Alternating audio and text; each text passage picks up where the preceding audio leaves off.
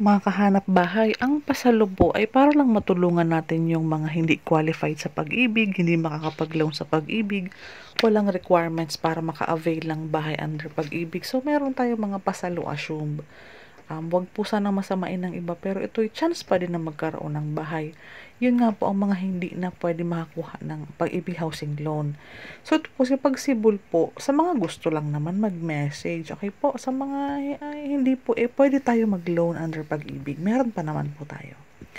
So, ito po, location na ito pa, phase 2 ng pagsibol. Ito ibig sabihin, malapit ito sa labasan, malapit sa kalsada, at ito po ay malapit sa Alpha Mart.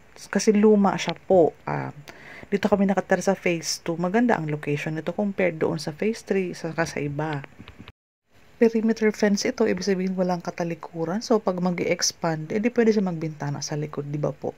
Saka 2 years paid na ito. Hindi pa nga lang natirhan. So, mas mababa ang monthly, 6,048 ang monthly. May water and Meralco na.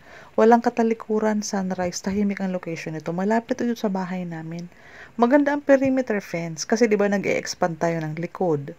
Pag nag-expand ka, pwede kang may bintana. So, para ang liwanag hangin, pasok pa din naman sa kwarto mo. Yun po ang maganda dito. Pwede mo itong tingnan malapit sa bahay namin. 4 kasi ito. Ito yung pangalawa. Phase 1 naman to. Near gate, block 6 lang. 54 square meters din. Duplex din ito. Nasa 940k na lang ang monthly. Ay, ang TCPO, ang monthly, ang baba, 6237 lang. Imagine, December 19 pa na take out. So, sulit na, di ba po? Ano pa, 3 years paid o updated pa ang payment, hindi lang nga lang talaga natirahan, kaya balik gastos lang po si owner. Near gate, near Alpha Mart, peaceful ang community, my guard, low TCP na, kasi ang TCP natin sa South ngayon is 1.4 kung napapanood yung vlog ko. So, di ba po, PM for the price. Ito naman dalawa, phase 2, sunrise, block 23, 6.5 naman ang monthly. Ang HOA juice, mga updated naman ang bayad. Duplex pa din, 54 square meters. Open for expansion ng 2 carport mo, pwedeng pa-close. Ito pinakamura na meron, 170k lang. Restructured kasi yan. So, tawagan mo ko sa messenger, explain ko sa'yo. Yung isa naman na phase 1, near gate, as in 3 bahay lang from the gate. 7,000 ang monthly, main road, 54 square meters din, duplex, 2 carport, hindi pa siya na-renovate, naka-bare type pa din siya. Nag-change of plan lang si buyer. Ang location naman ang bibilhin mo dito kasi pagpasok mo ng gate, pangatlong bahay ka lang. So, ang price niya is around 230. Restructured din ito. Kaya mababa na ang mga loanable dito. Again, sa pag-ibig ngayon, kung napanood mo yung mga vlog ko, ang Pagsibol Village namin ngayon na loan under pag-ibig is ang total contract price is 1,400,000.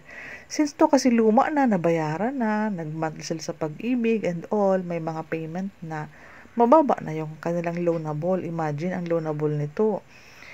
Nasa magkano na lang, hindi na umaabot ng 1,000,000. Yun ang maganda pag may pasalo. Again, kung ayaw mo mag-cash out ng malaki, antayin mong ma-loan take out yung ongoing construction na ilo-loan. 10,000 lang yung isang pagsibol doon. 9,800 naman ang monthly kasi 'di ba bago. So, kung okay naman ang mga requirements mo, pwede kitang i-assist sa pag-avail ng pag-ibig housing loan kasi less talaga ang gastos doon. Yun nga lang, mas mahal na ang presyo ngayon. Nasa 1.498 ang monthly. Si pagsibol ng mga pasalo, legit naman po ito. Kaya nga lang, talagang medyo malaki ang cash out dahil nagbayad si buyer, naghulog doon, pangalan niya ang ginamit sa pag-loan, and halimbawa ikaw hindi ka makapag-avail, kumbaga, ano na lang, i-assume mo yung kay unang buyer. Ito kasi is pwedeng malipatan mo na agad kapag nagka-settle kayo sa presyo at okay sa'yo ang cash out, pwede ka nang lumipat agad, wala nang mga masyadong inaantay. Ayusin lang natin ang papers, yung mga documents, mga notaryo, deed of sale, mga lahat ng SPA, lahat ng forms is legit naman. Basta ang pinakatandaan lang natin na ang kausap natin dito is yung pinaka-owner, direct to owner ang kausap natin. Pag mga pasalo po, iba-iba ang location niyan. Kaya huwag kang mag-alala, pipiliin naman natin yung pinakamalapit na may pinakamagandang offer, mababa ang monthly. Saka yung location naman, tutulungan kita magpili kasi meron naman tayong apat. Ngayon, ang pag-ibig kasi pwede kang pumili ng lote, pero pag pasalo kasi, kung ano lang yung available, yun lang po. At dahil nga po, wala siyang masyadong requirements, cash out lang, mabilis po na nagkakakuhaan ng pasalo. Na i-post ko pa lang po, nakuha na po pala ng iba. So, kapag interesado, desidido, mag-set ka sa akin ng tripping para ma-view mo yung bahay. And then, cash ready lang po. Para pag nagustuhan mo, decide, pwede ka na mag-partial sa buyer para makuha mo yung bahay ng saga at hindi na maibigay sa iba. Dahil mabilis po talaga pag mga pasalo, madami din po talaga naghahanap ng pasalo. Si pagsibol naman natin ay naka-semi-complete na halos lahat. Magva-vary lang po ang price kapag si buyer, ay si first owner baga ay may pinaayos ng garahe, nagpabakod na, nagpa-2 room sa taas, nagpapintura, tiles and all. Yung costing yan, sinasama lang sa cash out. Ganyan po talaga ang pasalo. Ano po? Kung ayaw nyo pong mag-cash out ng malaki, paki-message nyo po ako at tutulungan ko kayong mag-avail ng Pag-ibig Housing Loan kung saan 10,000 lang ang ilalabas na cash out.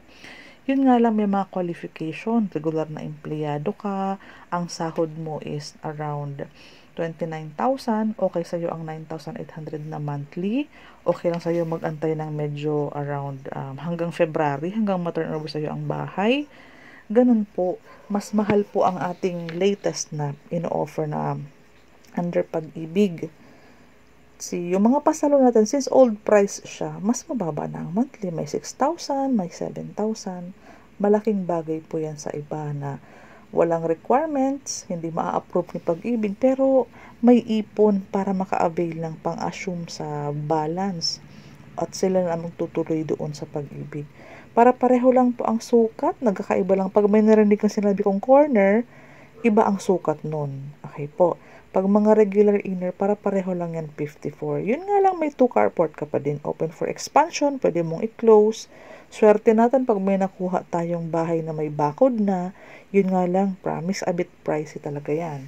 Pag ang kinuha mo naman is bare type, at least kapag nag-renovate ka, gusto mo ang kulay ng pintura, gusto mo ang kulay ng tiles, gusto mo masunod kung paano mo siya i-expand, wala ka nang titibagin.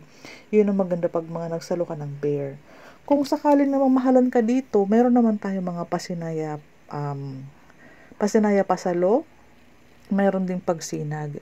Ito kasi si Pagsibol is meron kasing malapit sa bahay namin. Yung bahay kasi namin, yung sa phase 2 ng Pagsibol at phase 1, ang pinakamalapit sa lahat. Hindi siya talaga yung parting pinakalooban na. Since luma talaga yung aming subdivision, phase 1, phase 2, kami yung pinakaunang na-develop na Pagsibol. So, ang location namin is paglabas mo, kalsada na, malapit sa Alphamart, pabilihan, mga ulam, palabas na yan ng Antero Soriano Highway. So, yun lang. Sa mga interesado lang po, again, kung gusto mo mag-loan under Pag-ibig, meron pa po tayong units.